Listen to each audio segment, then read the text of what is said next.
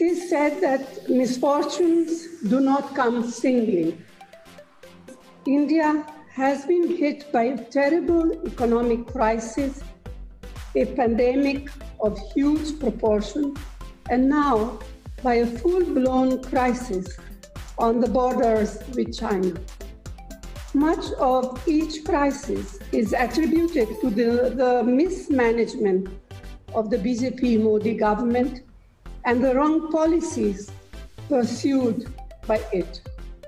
The altogether effect of all this is widespread misery, fear, and danger to the security and territorial integrity of the country.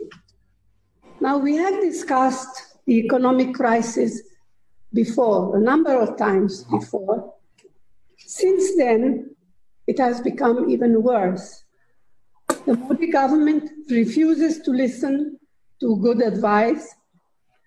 The need of the hour is a massive fiscal stimulus, putting money directly in the hands of the poor, protecting and nurturing the MSMEs and stimulating demand. Instead, the government announced a hollow financial package that had a fiscal component of no less than 1% of GDP.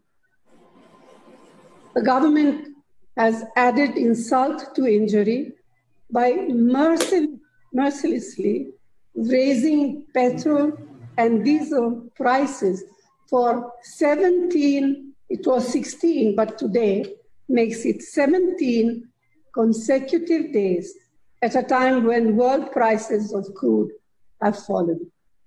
The result is that a sliding economy is now hurtling towards a recession for the first time in 42 years.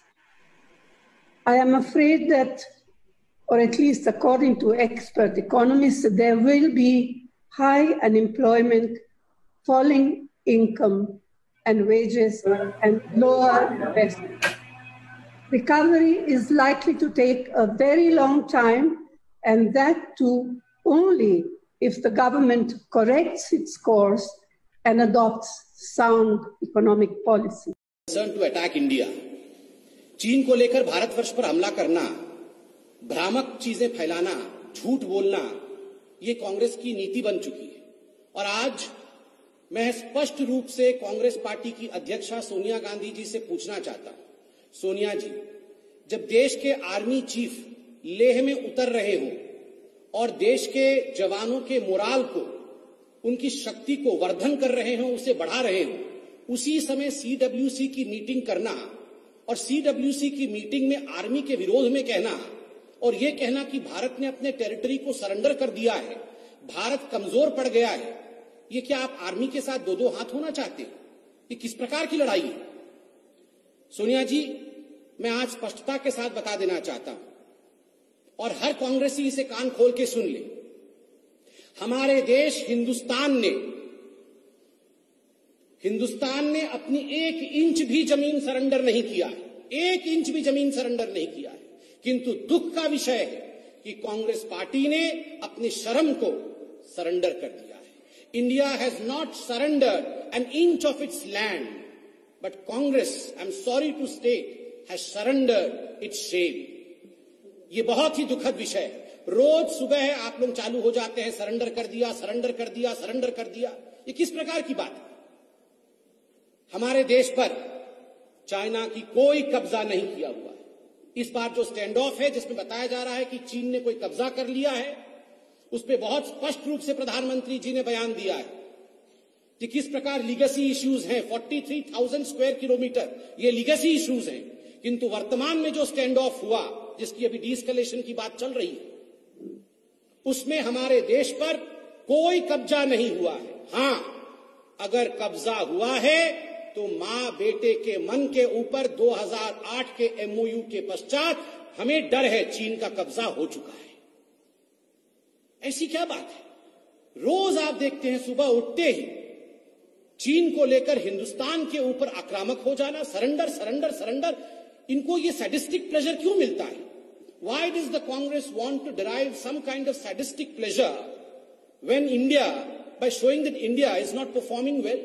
Bharat की army ठीक नहीं कर रही है, भारत की army और military ने surrender कर दिया, हमारे कब्जे से जमीन चली गई है, भारत हार रही है, भारत के प्रधानमंत्री कमजोर हैं, वो सरेंडर कर रहे हैं। ऐसे शब्दों का प्रयोग करके कांग्रेस पार्टी जो एक अद्भुत प्रकार की खुशी अनुभव करती है, एक सैडिस्टिक प्लेजर अनुभव करती है, ये अपने आप में न केवल चिंतनीय है, अपितु ये दर्शाता है कि साजिश भी है, कहीं ना कहीं कुछ साजिश है। मैं टेलीविजन चैनल के सामने खड़ा हूं, 1 बजे 2 बजे आप टेलीविजन चैनल ऑन करते हैं तो एक सीरियल आता है एंटरटेनमेंट का हर टेलीविजन चैनल में, सास बहू और साजिश। सुबह 9 बजे टेलीविजन चैनल ऑन करिए आजकल तो मां बेटा और साजिश, मां बेटा और चाइना, चाइना को लेकर हर प्रकार का षड्यंत्र और साजिश देश के मिट्टी में जिस प्रकार से सोनिया जी और राहुल गांधी कर रहे हैं, ये बहुत ही दुखद है। आज बहुत लोग, मैं देख रहा हूं सोशल मीडिया पर भी और जमीन पर आप लोगों से बात करेंगे तो लोग ये सवाल पूछ रहे हैं और सोनिया जी को कह रहे हैं, कांग्रेस पार्टी को कह रहे हैं कि देश पर कोई भी कष्ट होता है, देश पर कोई भी दुर्भाग्य आता है, उस दुर्भाग्य को एक प्लेटफॉर्म के रूप में इस्तेमाल करके अपने बेटे राहुल गांधी का लॉन्च पैड बनाने की जो प्रयास कांग्रेस पार्टी करती है, ये बात नहीं चलेगी, ये उचित नहीं है। The Congress party should not use the misfortunes falling on our country like corona or even a standoff with China as a relaunching pad of falling career of Mr. Rahul Gandhi. हर चीज में एक launch pad ढूंढने की कोशिश Congress party करती है। अपने clown Prince, आदरणीय अरुण जेटली जी ने कहा था राहुल जी के लिए, he is a clown Prince, clown Prince को रिलॉन्च करने की जो कोशिश करती है, ये कोशिश ठीक नहीं है। बहुत दुखद है।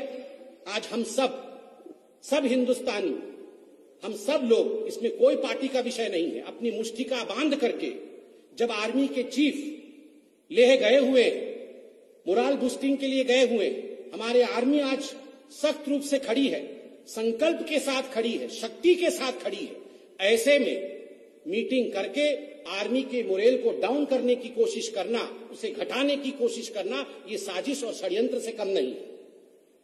कोरोना को लेकर भी कांग्रेस पार्टी ने कहा है, और आज आप अगर सीडब्ल्यूसी के स्टेटमेंट को देखेंगे, आप आज सोनिया गांधी जी की स्टेटमेंट को देखेंगे तो स्टेटमेंट में कहा जाता है misfortune does not come singly, misfortunes do not come singly, कि जो दुर्भाग्य होता है ये दुर्भाग्य अकेले नहीं आता है।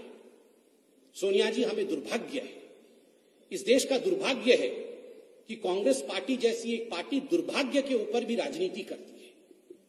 कोरोना, आपने कोरोना के ऊपर एक पैराग्राफ लिखा है, क्या मोदी जी ने कोरोना का आविष्कार किया? क्या हिंदुस्तान में मोदी जी ने कोरोना को लाकर लोगों को संक्रमित किया? ये किस प्रकार की बातों से आपने आज कोरोना को लेकर देश पर आक्रमण किया है? आज हिंदुस्तान कोरोना के खिलाफ, चाहे राज्य सरकार हो चाहे केंद्र सरकार हो, कोरोना के खिलाफ खड़ी होकर लड़ रही। इस पर जिस प्रकार की राजनीति आपने किया है, चाइना को लेकर अगर इंडिया की आर्मी के मनोबल को आप कम कर रही हैं सोनिया जी और राहुल जी, ठीक उसी प्रकार कोरोना पर जो स्टेटमेंट आपका है, आप कोरोना वॉरियर्स के हिम्मत को तोड़ने की कोशिश कर रही हैं कोरोना पर राजनीति कर।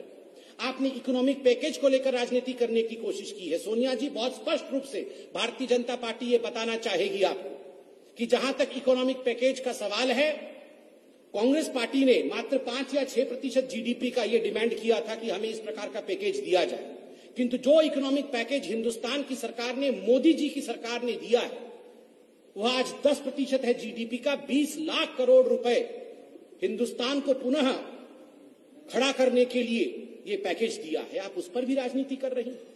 इन सब विषयों पर राजनीति हो सकती है, इकोनॉमी पे राजनीति हो सकती है, किंतु नेशनल सिक्योरिटी पे, देश की सुरक्षा पे कोई राजनीति नहीं हो सकती है, कोई कॉम्प्रोमाइज नहीं हो सकती है। और बीजेपी इतना कहना चाहती है कि हम सबको आज संकल्प के साथ, शक्ति के साथ, अपने मिलिट्री के साथ एकजुट होकर खड़ा होना चाहिए, अपनी सेना के साथ, अपने सैन्य शक्ति के साथ खड़ा होना चाहिए। उस पर प्रश्न चिन्ह लगाने की कोशिश बिल्कुल षड्यंत्र होगा, यह हिंदुस्तान एक्सेप्ट नहीं करेगा। And we have told right from the very beginning, India is capable, C for capable. India is capable to fight. C for Corona, C for China, and of course, conspiracies of the Congress as well. We can fight over all this, and let me assure you that India will emerge victorious of all the quote-unquote misfortunes that Sonia ji was talking about. It's misfortunate that there are legacy issues as far as you were talking about areas in the country, 43,000 square kilometer. Isn't that a misfortune? Was that fortunate? आपने 43,000 square kilometre, एक बड़े राज्य के बराबर होता है, आपने उतनी जमीन कंसीड किया है, और आज सुबह सुबह उठ के आप लोग सरेंडर करके सैडिस्टिक प्लेजर डिराइव कर रहे हैं। बहुत स्पष्ट रूप से भारतीय जनता पार्टी आज कहना चाहेगी कि हम सब एकजुट होकर खड़े हों, इस पर किसी प्रकार की राजनीति नहीं चलेगी, और हम सब सेना के साथ उसके बल के लिए खड़े हों। बहुत बहुत धन्यवाद। जय हिंद।